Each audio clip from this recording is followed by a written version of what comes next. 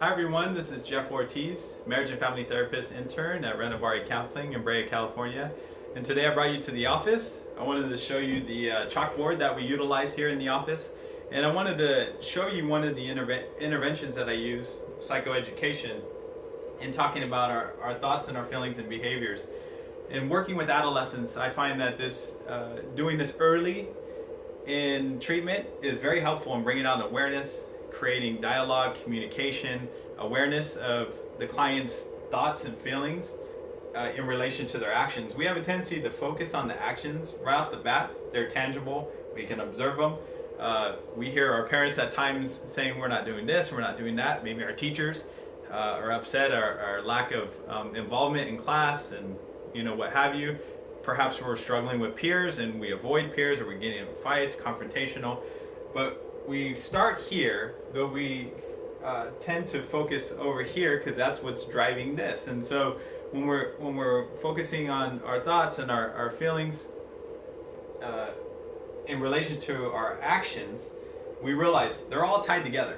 We're not just acting independent of our thoughts and our feelings. It's impossible. And so we have these feeling cards that we use in the office, and what I tend to do is just lay them on the desk every other session, perhaps every session, depending on which client I'm working with, and I'll leave them out and I'll have them pick 3 or 4.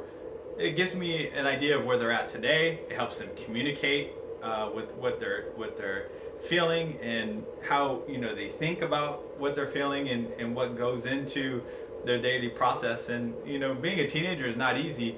They have a lot of expectations. They have family expectations. They have expectations of all their teachers, and if they're in high school, they probably have even junior high 6 or 7 teachers.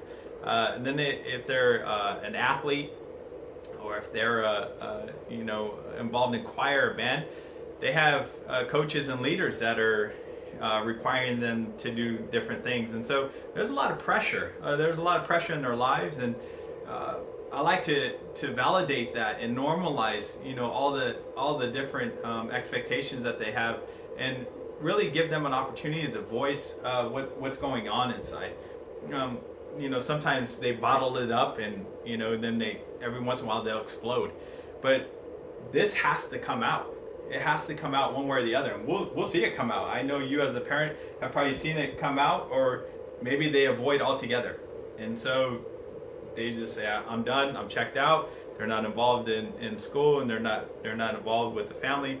So there's definitely indicators that let us know when something's going astray here. And so I like to just put it on the board, and we'll write things out. And this is one of the things that I utilize, the chalkboard.